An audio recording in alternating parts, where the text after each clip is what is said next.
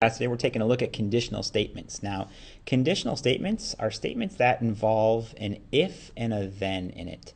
And conditional statements are really important in logic and reasoning and computer programming. So, for example, here's my little statement here. If it is raining, then I will bring my umbrella.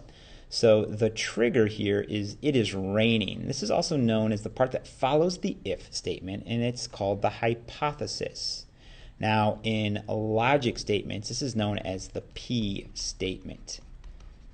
And it simply means that if this is true, then the then, or the consequence, will follow. And the consequence is here, or the conclusion is here, that I will then bring my umbrella. So this is known as the conclusion. It follows the word then. And in logic statements, this is known as the Q statement. So we have a way to abbreviate this in the logic statements. This is called notation for our conditional statement. It goes like this. If P, then Q, simply meaning, in this case, if it's raining, then I will bring my umbrella. And as we write that in this notation, we write P, arrow, Q. That means P implies Q. Or in other words, if P is true, then Q follows. All right, in example 1, we're going to identify the hypothesis and the conclusion. Now, for these, we just want to keep straight that we're always looking for the part that follows the word if and the part that follows the word then.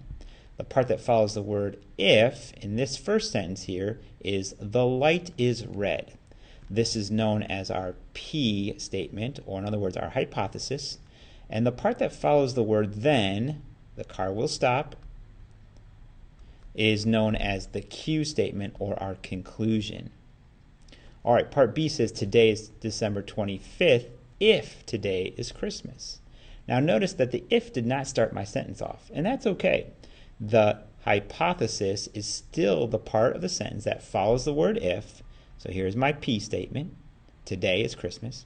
The then part, notice that there is no word then, but it's implied that then today is December 25th. And here is the Q part, or the conclusion of my sentence. All right, example C, if does start our sentence off. It says if two angles are complementary, there's my P statement, then they are acute. This is my Q statement, or my conclusion. Now notice in all three of these examples, I did not include an underline under the if or the then. It is simply the part of the sentence that follows the word if and then. All right, let's move into example 2. It says determine if each conditional statement is true. If it's false, give a counterexample. All right, if two angles are supplementary, then both angles are right angles. So if this is a true statement, then any two angles I pick that are supplementary must both be right angles. So what you should be thinking in your head is that, no, I think this is false because I can come up with a counterexample. Our counterexample for this would be two angles that are still supplementary, such as 130 degrees and are 50 degrees, but neither one of these are right angles. So here is what's known as a counterexample. We've proved this statement false. All right, part B says if two numbers multiply to be an even number, then both numbers must be even. So certainly if I take two even numbers like 2 and 6 and I multiply them, my result will be 12, which is still even. And this is not a counterexample. However, I can pick two numbers, one of which is not an even number like 2 and 3, and that result is 6. So in this case, I picked two numbers to multiply an even number. This was my this was my hypothesis, right? So that both numbers must be even. And however, I showed that this is false. So this statement must be false because I chose two numbers, one of which was even, one of which was odd, that multiplied to give me an even number. All right, finally here, letter C, it says two angles are supplementary if they form a linear pair. Now again, here's my hypothesis, the part that follows the if. I need to keep that true. So I'm going to form a linear pair of angles here. Now remember, linear pair means that they're supplementary and they are adjacent. So they share a side like angle 1 and angle 2 here in my picture. Now my conclusion part is that these two angles are supplementary.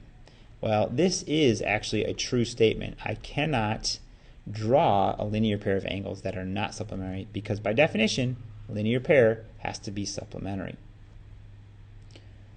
All right, let's talk about converse statements. We just looked at conditional statements, which have an if and a then. Well, converse statements are formed simply by switching the if and the then parts of the original conditional statement. So now our converse notation will go like this.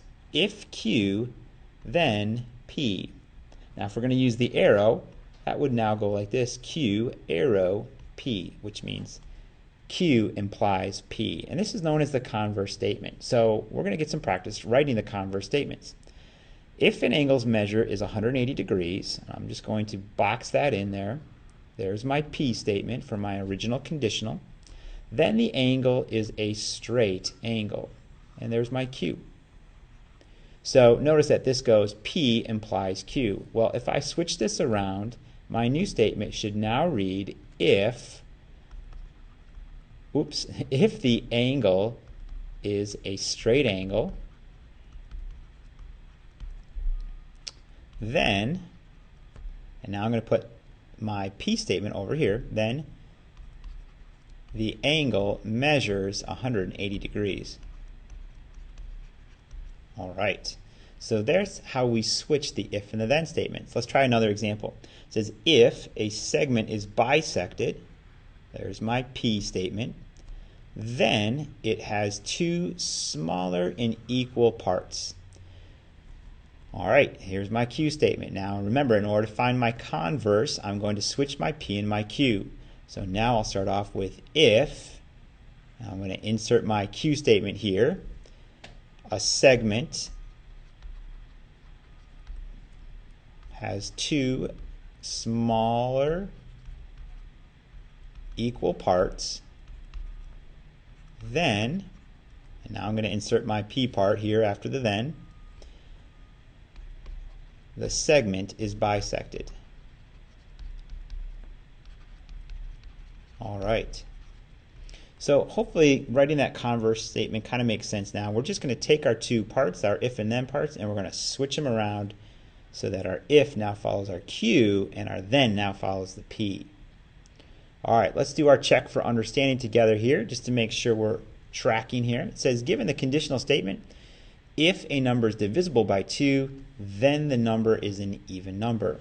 We want to write the converse, and we're going to skip out on writing the inverse.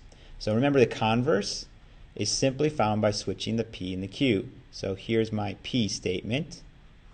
A number is divisible by 2. My then statement, or my Q statement, is a number is an even number. So writing the converse, I'll write if a number is even, then it's divisible, I'm going to use the division sign there, by 2. Now, is this a true or false statement? If it's even, then it's divisible by 2. Can you think of any even numbers that are not divisible by 2? That would be your counterexample. Well, you can't, so it's a true statement. All right, now let's write the converse of this conditional statement. And again, we're going to skip out on writing the inverse. If n squared equals 144, then n is 12. So our converse goes if n equals 12, then n squared is 144. Now, is this a true or a false statement? Well, if it's false, you can come up with a counterexample. So in other words, there would be some other n that you could square to get 144. And you can. N equal to negative 12. If n is equal to negative 12 and I square that, I will also get 144. So I have to say that this is a false statement.